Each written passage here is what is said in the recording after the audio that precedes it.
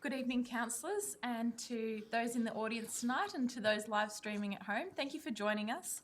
My name is Councillor Helen Davidson. I'm the Mayor of Moreland City Council, and it's my pleasure to welcome you to tonight's council meeting to hear the submissions for the 2017 to 2021 council plan and the proposed 2017 to 2018 annual budget.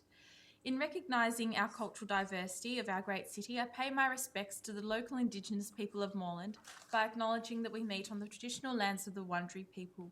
I offer my respects to the Wurundjeri elders past and present and to all Aboriginal and Torres Strait Islander people. Members of the gallery, please note that this council meeting is being recorded and web streamed live to council's website and Facebook. This recording will also be available as video on demand. Gallery attendees are advised that they will be recorded during this meeting. And councillors, just as a reminder that in line with the Councillor Code of Conduct principles as outlined in the Councillor Code of Conduct, councillors should ensure that they can conduct themselves in this meeting with integrity, impartially exercise their responsibilities in the interest of the local community, and not improperly seek to confer advantage on any person. This behaviour will support principles of leadership and good governance that secure public confidence in the office of councillor. So I'd like to introduce the councillors that are here with us this evening. We've got Councillor Natalie Abood. Hello. Councillor Annalisa Carly Hannon. Evening. Councillor Ali Ofrani.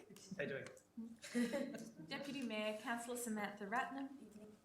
Myself, Councillor Helen Davidson. Councillor John Kavanagh. Good evening. Councillor Dale Martin. Hi. And Councillor Mark Riley. Hello. And I'll now introduce the officers that are in attendance tonight. Chief Executive Officer Narina De Lorenzo, Director of Corporate Services James Scott, Director of City Infrastructure Grant Thorne, Director of Planning and Economic Development Kirsten Costa, Director of Social Development Arden Joseph, Executive Manager Organisation Development Anita Craven, and Manager of Property and Governance Olivia Wright, and Unit Manager of Governance Sally Curran.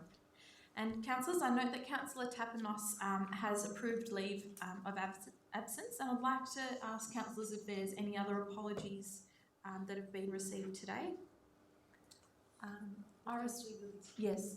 So I believe Councillor Yildiz sent an apology. Yep. Is there someone that wishes to move the apology for Councillor Yildiz? Councillor Abood, is there a seconder? Councillor Kavanagh. All those in favour? I declare that carried. Is there any further apologies? No? Okay. In that case, are there any conflicts of interest to declare tonight? No? So I'll move on. And we'll turn to the presentation of reports. So the Corporate Services public submissions to the proposed 2017 to 2021 Council Plan, including Strategic Resource Plan and 2017-2018 Annual Budget. But before I ask members of the gallery to speak to their submission to the process, I'd just like to point out a few things for how tonight will run. The purpose of tonight's meeting is to hear from people in support of a written submission. Councillors have received a copy of the submissions, so this will be an opportunity to expand on that. As we have a number of people to hear from tonight, each speaker will be asked to keep their comments to around 3 minutes, and I'll let you know when you're getting closer to that time. I'll also note there will not be any decisions made at tonight's meeting, and it's not the appropriate forum to debate any particular issues. This is an opportunity for us to hear from you, and we'll consider what we hear tonight along with the written submissions before we consider adopting the final council plan and the budget. Now, we have Juliet Hall, Helen McDonald on behalf of the Merri Creek Bridge Group, and Craig van der Valk. If you would like to come forward. Yes. Good evening, councillors and Mayor. Thank you for having us along tonight. It's been a pleasure to work with the Moreland Council since I first met you in 2015, when we presented a petition of nearly 1,400 signatures in favour of a new bridge between Beavers Road in Northcote and near Ceres in East Brunswick. I've been involved with the Merri Creek Bridge Group for over 3 years. We're a group of community members who look forward to having a safe crossing over the Merri Creek for cyclists and pedestrians. We're very pleased to see that Moreland Council have allocated an amount of $500,000 into a bridge reserve fund, and we are hoping to see this amount moved into the 2017-18 budget, allocated to building this much wanted bridge, with the remainder of the $1.25 million to be allocated in the 2018-19 budget. I've spoken to hundreds of residents about the bridge over the years, and it's rare to find anybody who thinks that the bridge is not a great idea. I've also learnt that a huge number of people who currently travel by bike or foot across the existing roads, particularly Atherton Road, feel unsafe. In a survey that I was involved with in mid-2016, 88% of the respondents, from a sample of just under 600 people, said they felt unsafe on the Atherton Road Bridge, and many had witnessed near misses or had actually been involved in accidents themselves. I am grateful that my children and those of my neighbours who must cross the Merri Creek to access their locally zoned school in East Brunswick will now have a safe travel route. Around 73 children who attend Brunswick East Primary School reside in the city of Darebin. Your investment will take cars off the road and see more of these families travel actively to school via the shared path.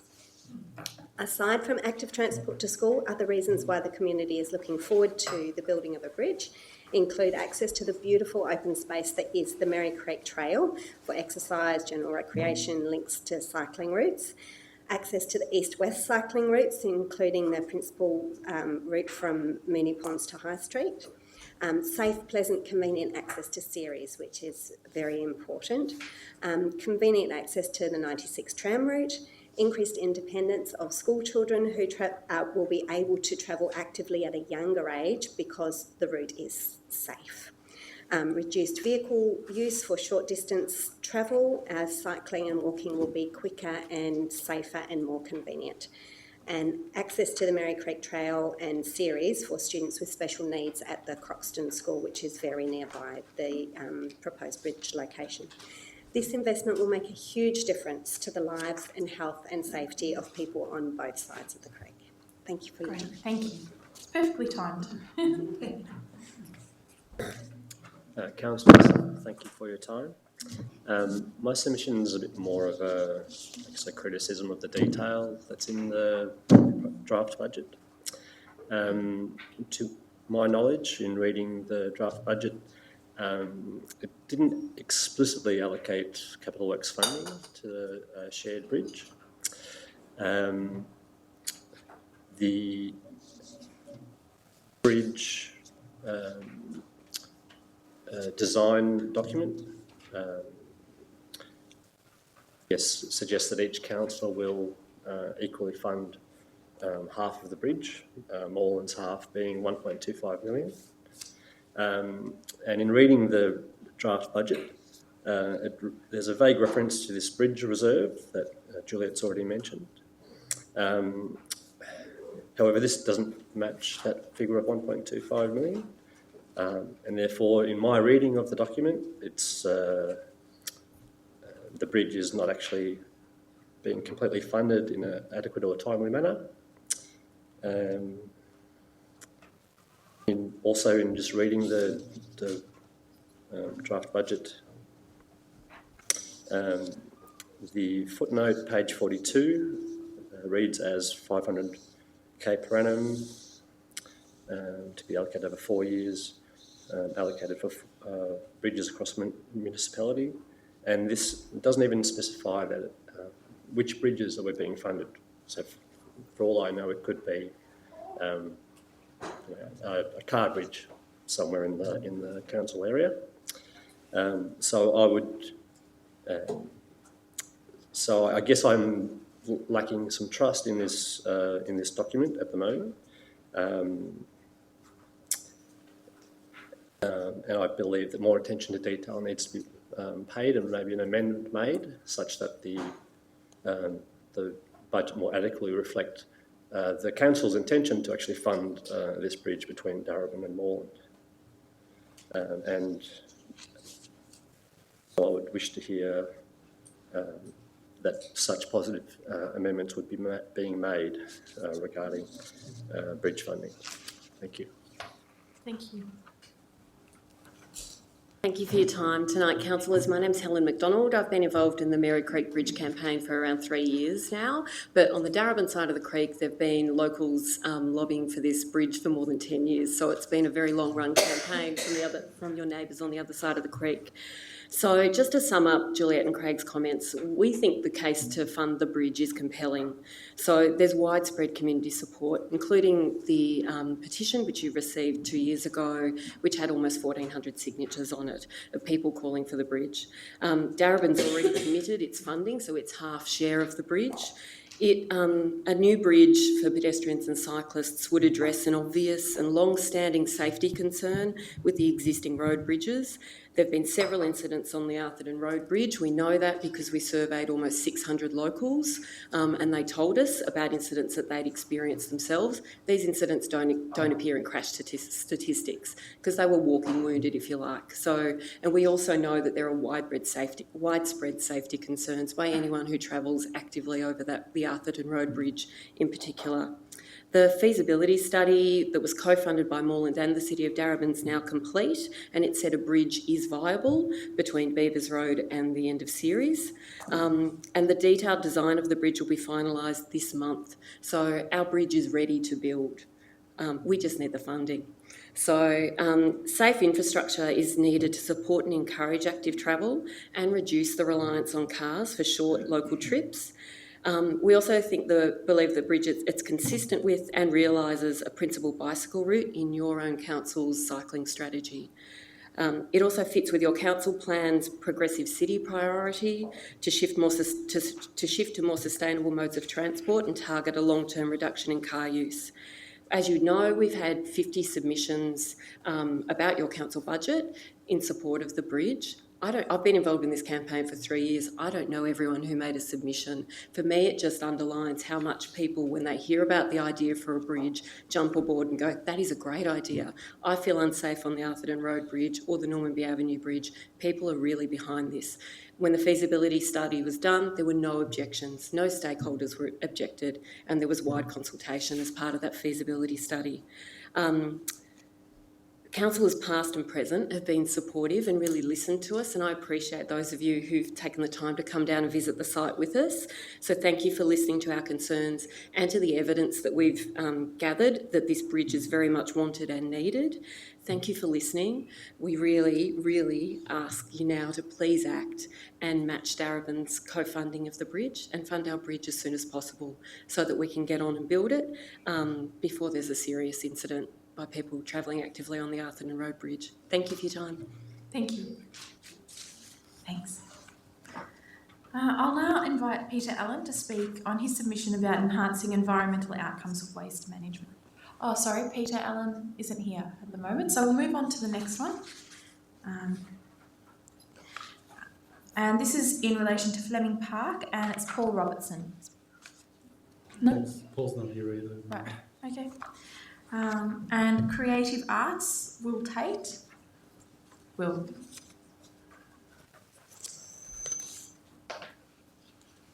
Hello everybody.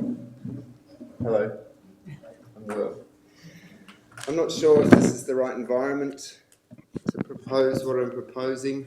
I'm not sure on the basis that it's not asking for something specific. It's basically taking an opportunity to offer some perspectives on what I think the council is proposing to do, its vision, and what I'd like to see, and I hope, and I'm speaking on behalf of a constituency. Do you need me to read out the plan? You've got the plan, Yes, the so submission. we've got the submission there. So if you wanted to enhance that, yeah, great. That's right. Essentially, my submission addresses issues of trust. Your council plan, I think, does a wonderful job of painting a picture of the challenges that we have in this community coming up. That within the next generation, the population is going to grow enormously, not only in size but in diversity, and that we're going to have a lot of people, therefore, living in this place that also aren't connected to this place geographically. And this geographical, physical place is going to have to accommodate all these people. So the only way that we can do that harmoniously is with trust in each other, trust in our institutions, and trust that our actual system, our social system, our economic system is harmonious with our natural ecosystems that are supporting us. So my proposal is that a combination of creativity, civics, and sustainability, particularly coming together, and what I propose is a sort of creative program. I don't know how that might be a strategy, it might be a working group, but bringing those three together will help with this trust. The creativity, because it allows us to engage holistically. It allows people to present them full selves, emotionally as well as mentally, and brings people together in a genuine, open and meaningful way. Civics, because it allows us to understand actually how this system works. And I think a lot of the friction, a lot of the mistrust is because we don't understand each other in the different roles that we have in society. And sustainability, because it wakes us up to our relationship to the natural world and reveals how we can work with and within our ecosystem to achieve deep systemic health. I guess this is my philosophy that I'm hoping to share in a sense of that it's something useful. My sense is that generally speaking, people do not feel that what they care about and what they believe in actually counts on a ground level. That their truth is therefore basically in competition with everyone else's truth and the truth of the ground system. And so generally people feel they've either got to fight or surrender, and there's not a lot of trust there. Sorry to interrupt, Bill. I'm just conscious of the time as well. Okay, Yeah. Fantastic. So what I'm proposing, a sustained commitment to spaces where people could come to express themselves creatively and culturally, be uplifted by entertainment and art, learn about the workings of social and natural systems, is going to start creating that trust and that expectation that you will be heard, you'll be respected, and that you can actually play a part in how things change. So I'll kind of wrap it to a close there. It's really about trust and how we're going to get the community to understand how you're trying to help us, for example, in every way that we engage. So I'll let you take the document and digest it further. Great. Well, thank you for your work in that. Yeah, it's very good. Now, I'm not sure, I haven't seen Antonia Perry. Is Antonia here? No? Okay, we'll move on to the next one, sustainability. Stephanie Pontet. No? Not here either? Okay. And we have two people about the Brunswick Hockey Ground. Is John Vincent here? Yes, please come forward. And also Andrew Skillen. Andrew won't go. Oh, Andrew's not here? Okay, that's fine. My name's John Vincent. I'm the president of the Brunswick Hockey Club. I've been president for 5 years. I've been involved with the hockey club since 1981, and I've been a Brunswick resident all of my life. Brunswick Hockey Club was established in 1923, making it one of the oldest sporting clubs in Moreland. We have 386 registered players and over 400 members. We have 24 teams competing in juniors, seniors and masters, plus a large under-10 intra-club program. Our youngest player is 5, our oldest player is 87. The club supports the promotion of women in sport. We have 5 senior women's teams, 1 masters women's team and 2 under 12 girls team. We also have 9 mixed junior teams. Overall, 44% of our players are female. We support Fair Go Sport, which promotes gender and sexual diversity in sport. club members have marched under the Hockey Victoria umbrella in the Pride March for the last 4 years. The club has been a 3-time finalist in Hockey Victoria's Inclusive Club of the Year award, and the club was a joint winner in the 2015 Moreland Sporting Club of the Year award. The hockey ground was constructed in 2008 at Brunswick Secondary College. There were 5 tender responses and the lowest bidder was selected. They had not constructed a hockey pitch before. In 2010, 2 years later, the company was declared bankrupt. There have been issues with the ground since day one. There have been numerous repairs to the surface due to inferior products being used. The ground is now approaching a state where it's both dangerous for officials and also players due to the subsurface. The issues with the subsurface have and are causing ridges, corrugations, depressions all over the ground, resulting in an uneven and potentially dangerous surface. The ground requires major work to rectify these subsurface issues. The school will only allow works of this magnitude to be carried out during the summer school holidays. Unless these works are approved now and not in the mid-year budget, they cannot be completed in time for next year's season due to the time required for the tender process and negotiations with the school. The next opportunity would then be in 18 months' time. By this time, the ground may be deemed unsafe by Hockey Victoria and will be forced to train and play at other venues. Unfortunately, there are no other hockey venues in this municipality. This would be devastating for the club from both a financial and a morale point of view. For example, to hire a hockey pitch would cost $120 per hour. We currently have training or are playing up to 7 days a week at the ground in April through to August, around about 40 hours a week. So that would be quite a lot of money for the club. The club knows what it's like to have to share other venues. It almost caused the club to fold in the late 1990s. John, I'm just conscious of the time as well. 2 more sentences. Sure. These works need to be in Council's budget to ensure they can be properly planned, properly carried out and in a timely manner. Thank you for this opportunity to present our case. Great. Thank you. Can I ask a question? Yep. Yeah, I was just wondering, because you mentioned that there are problems with the pitch almost as soon as it was built. How long does a hockey pitch normally last before you start to have problems compared to this one? Yeah, I guess there are a couple of areas of the hockey pitch. You've got the carpet, as we like to call it, the synthetic grass. Underneath that, you've got a shock pad, and underneath that is the subsurface. The carpet will generally last somewhere between 7 to 10 years. I guess at the school, it's getting foot traffic every day of the school day, so it's not just the hockey, it's also the school. So that would last. If the ground's constructed properly, then the shock pad would be okay for that period of time. And the subsurface, there are other grounds that have never had to do their subsurface, and one ground over at Hawthorn had recently done their ground. Their subsurface was okay, their shock pad was okay, they just had to replace the carpet. It was about $280,000. Right, okay.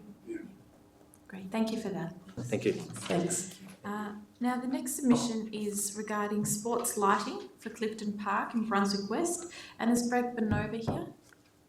No? Okay. The next submission is from Dana Young and Karen Block for Count Me in Sports Participation.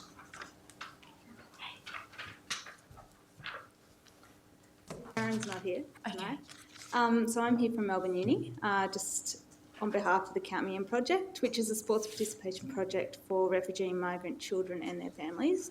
And we've been rolling this out in the northern area of Moreland for the last year. So when asked about the benefits of their children participating in sport through Count Me In, a group of mothers reported it's been wonderful for the socialisation of their children with the wider Australian community and for building tolerance between individuals from various backgrounds and the broader community. As the mother quoted, through sport they can make friends and connect to society rather than just meeting with their own community. And if they can meet the wider community, it's very, very, very important. So we've seen some really wonderful results so far. And this has been mainly through the employment of a community support coordinator, and she's from an Urdu-speaking background, employed through Merri Health at the moment. She's been able to engage with 115 families and 190 children, and those children weren't linked into a mainstream sports club before now. So at the moment, we've received a Vic Health Research Innovation Grant to extend the project, which will cover the cost of the continuation of the project, supporting families we've already engaged, and the cost of the research component. So in regards to our financial request for tonight, we'd like you to be able to employ a second community support coordinator, which is an Arabic speaker. This will increase the capacity of the project to engage and support new families from a greater range of cultural backgrounds, particularly newly arrived refugee families. And so we believe this really aligns well with Council's strategic objective for a connected community by fostering community cohesion through socially inclusive practices. Wonderful. Thank you for your submission. Thank you. And next for the Brunswick Neighbourhood House, Wilhelmina Farston from the Brunswick Chair of the Neighbourhood House. Thank you. Good evening. My name is Wilhelmina Freistine. I'm Chair of the Brunswick Neighbourhood House, and I'm speaking for the Neighbourhood House submission to the 2017 Council budget. Brunswick Neighbourhood House outgrew its original site at Garden Street in 1999, and since 2002 has been operating from two sites, the Garden Street site and the building in DeCarl Street, or the War Park building as it's often referred to. Both sites are now inadequate in terms of size, layout and condition of the buildings. The combined space cannot meet the growth and changing community needs sustainably. We are the only neighbourhood house in Brunswick and cater for a population for over 51,000. This is the combined population of Brunswick, Brunswick East and Brunswick West. Brunswick Neighbourhood House has been operating successfully as a community engagement and lifelong learning centre for over 35 years. In an average week, Brunswick Neighbourhood House is used by 778 adults and 91 children through our occasional childcare service. The Neighbourhood House brings people together to connect, learn and contribute to their local community through social, educational, recreational and support activities using a community development approach. For individuals, the benefits include better physical and mental health, improved child development, better education and employment outcomes, and positive ageing. For communities, the benefits include positive social practices, better information, dissemination and innovation, improved social cohesion, increasing inclusive attitudes and respect, and turning community assets into outcomes such as jobs and educational achievement. In June 2009, Council resolved to relocate Brunswick Neighbourhood House to a consolidated venue by 2016. And since July 2014, Brunswick Neighbourhood House has been involved in 3 council-led feasibility studies looking into its relocation. In the meantime, we continue to operate from the 2 sites offering services, activities and programs. Both venues are open to the public, have paid staff during business hours and operate for an average of 38 hours per week. However, Brunswick Neighbourhood House receives only 1 lot of funding to operate from these 2 sites. This is compromising our capacity for growth and for adequate provision of programs to cater for the increasing and changing needs of the Brunswick community. While we wait for relocation, we require urgent additional support from Council. Brunswick Neighbourhood House is therefore requesting an additional neighbourhood houses allocation for operational support in the figure of $39,000 per annum to support our operations from the second venue. A second Moreland Council annual operation grant will put us on equal footing to the newly incorporated neighbourhood house in Coburg, which similarly operates from 2 venues but which receives council operational funds for each of its sites. An allocation for capital works in the order of $105,000 phased over 3 budget years to improve the usability and public access of both sites, Garden Street and DeCarl Street. These capital works would allow us to create more flexible spaces and to make current limited space more versatile, comfortable and accessible, and address inadequate heating and cooling at both sites. These works will also allow us to increase capacity in our childcare service to meet growing demand for occasional childcare, establish new playgroups... Could you look at winding up? Nearly finished. Thanks. Establish new playgroups and develop more programs and activities for children and young teenagers to cater for growing demand. Thank you. Thank you. Copy. Yes. Very good. Now on the Pascoe swimming pool, Paul Gavin, and I can't see Vita Mazzatesta, so... This is an apology for tonight. Okay, thank you. My name is Paul Gavin. I live in Pleasant Street, Pascoe Vale, and I have about a 300-minute walk to the Pascoe Vale swimming pool. Pascoe Vale swimming pool is an important infrastructure in the city of Moreland, with the main pool shell, which is in good condition compared to other pools in the municipality. With increasing population, the need for a swimming pool is essential when other pools are overcrowded during hot days in summer. So does Moreland Council support the continued operation of the Pascoe Vale swimming pool to provide recreational swimming and teach learn to swim programs and save lives? That's my question. That's my question to all the councillors. Do you support it? Okay, and that will be taken in as a submission, and it won't be necessarily answered tonight, but your submission has been taken on board and that question forms part of it. Okay. Thanks, Paul. Thank you. Okay, we'll now move on to Meredith Lawrence about the Faulkner Neighbourhood House.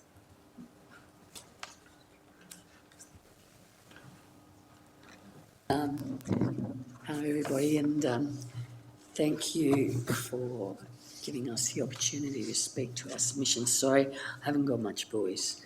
As councillors are aware, resolution NOM 2417 was passed at the 5th of May council meeting.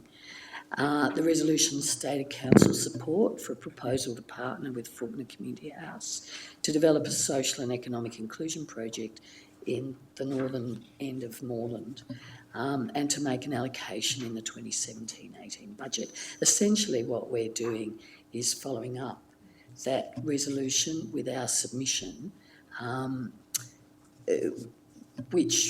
we have put forward a proposal essentially we've put forward a proposal for multi-year funding because we see the issue of social cohesion in the north as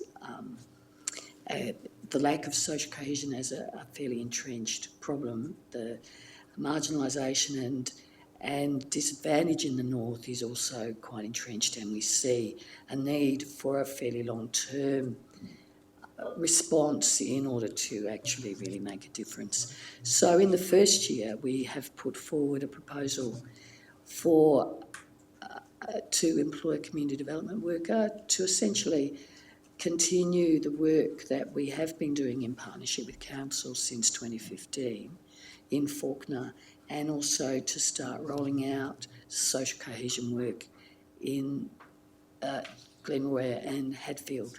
We've already been forming partnerships with agencies in Glenroy, and there's a lot of interest in working with us on the project. We note that the council, the proposed allocation that's in the agenda is $30,000. We actually put forward quite a lot more than that, because if realistically we feel that if we're going to work across both sides of Sydney Road, that it will require at least a full-time staff member to be working.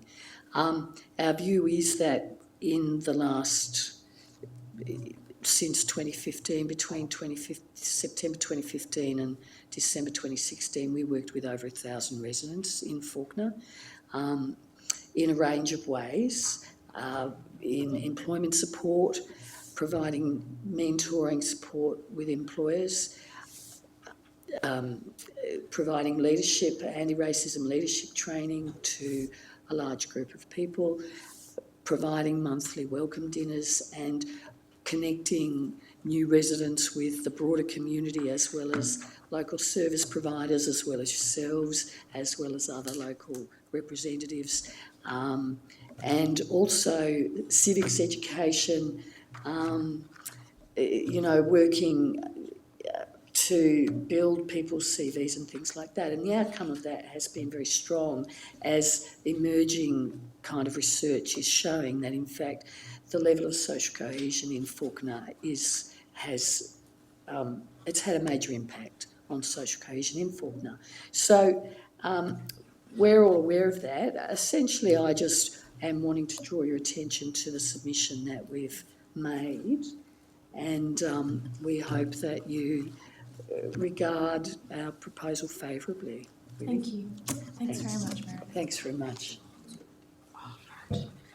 Okay, so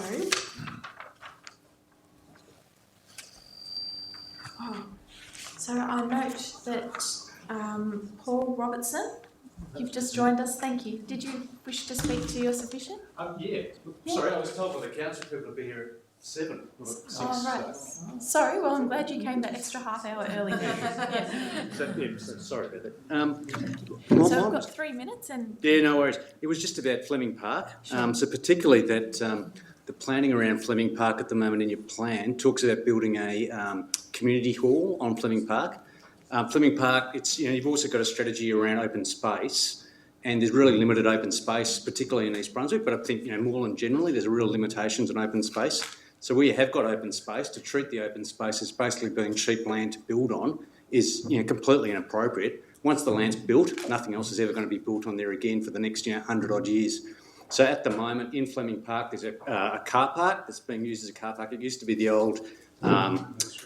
it was the old nursery, but it's being used as a car park now, and it's now being, being cited for building a community centre on it.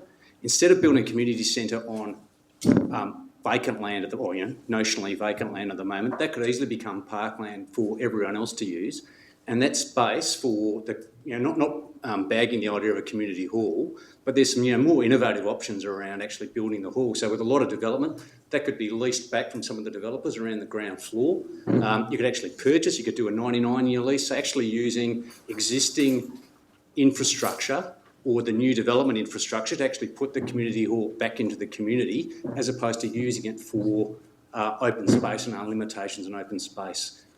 That's the sort of the number one point I had to raise. And in my submission to you, I noticed where there were some discrepancies in existing council strategies with the proposal to build on the open space in Fleming Park. More importantly, I think there's an ongoing issue around Fleming Park around strategic planning. And there's been talk about master plans and other things around Fleming Park. They're not at all. It's not a master plan that's strategic. There's just bits and pieces all over the place, and there's actually been no cohesive planning for council on that particular space.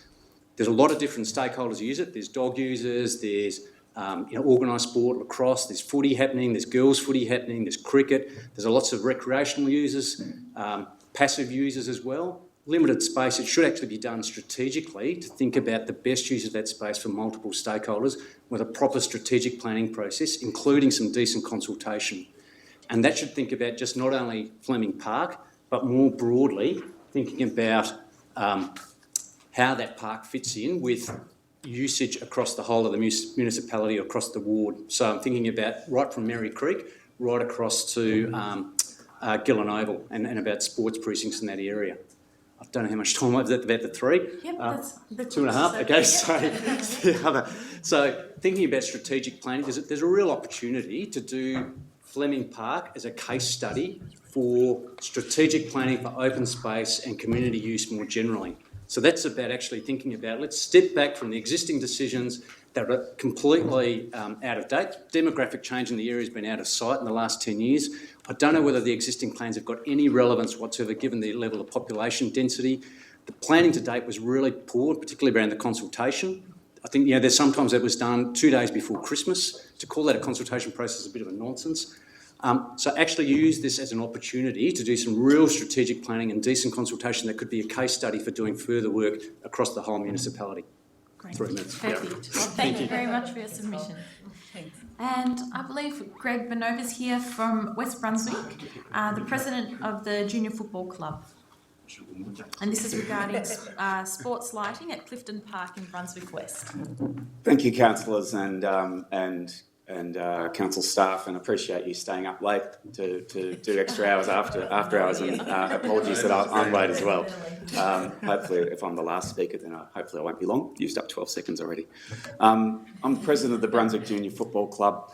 We are an amazing community sports club that has an amazingly successful story to tell. We commenced our operations in 2010 with 16 kids, and we've now grown to over 300 kids playing football, aged 7 to 17, boys and girls. At last count, we had 320 with 53 girls also playing. We have a partnership with the senior clubs, the Brunswick Renegades and the Brunswick North Old Boys, who play at the Gillen Oval, and together we occupy the Gillen Oval space. Given the growth of the Brunswick Junior Football Club and the need for access to additional playing facilities, the council facilitated access to Clifton Park West across the road in Victoria Street, installed football posts and made it fit for purpose for football. Appreciate that very much. Thanks very much. It's great for Sundays, but in winter, unfortunately, we can't use it for training. And given the overflow of our kids and the number, and we're a victim of our own success, we want to keep supporting kids coming and playing football. We really need to install sports lights at the Clifton Park West facility. We have the support of AFL Victoria. They've committed funds to the project. Our own small community-based club has also committed funds to the project. And we were pleased to see that council is also supportive of a grant application to the state government for funds for this very important project. In the event that those state government funds are not forthcoming, we would be hopeful that the council could see its way to fully fund the balance of the amount of the project. And what I would urge, and what our submission says, is that the allocation of the funds be accelerated to have the facility built in time for the 2018 season. So hopefully by April, when the daylight saving switches, the footy season starts, and we'll have our facility there for training. At the moment, you've heard from Paul about the state of Fleming Park. There's a lack of appropriate training and playing facilities for the large growth of AFL football that's happening in Brunswick and elsewhere in the Moreland area. And so we do urge you as a council to continue to invest in these important facilities. I've got 10 seconds left. My submission also addressed issues to do with the Gillen Oval and the facilities at the Gillen. The social club rooms are in need of improvement. We acknowledge that with state government funding, improvements were made to the shower facilities and the toilet facilities in the grandstand, and again we appreciate the council's support on that. But ongoing investment and sustainable support for that amazing facility that we have there in Brunswick, the Gillen Oval, is also needed. I know Councillor Davidson, Councillor Ratnam, and Councillor Riley, you've visited and you've seen the amazing facility that we have there, and we urge you to continue to support football and sport in Brunswick, and to support the Brunswick Junior Football Club. Thanks for your time. Great, thank you very much. Thanks for your submission. So that brings us to the end of the submissions tonight. I'd like to thank everybody who attended. We'll take all that into consideration, and thank you for taking the time to write them, and then again for coming here to present. It means a lot. So the steps from here, before the 24th of July meeting, we'll consider all of these, and then at the meeting we'll be looking to adopt the council plan and the annual budget. And as always, that meeting again is open to the public, and you're more than welcome to attend, or if you're able to, you can live stream that at home. And Councillor Kavanagh? I think there's a motion on page 4, Mayor, that I'm happy to move. Yeah, sure, yep. So that's just to move the adoption of these submissions. So Councillor Kavanagh to move that, and Councillor Ratnam to second. All those in favour? I declare that carried. So thanks again for everybody attending, and we look forward to seeing you again later on. Have a good night, and I declare the meeting closed. Thanks. Yep.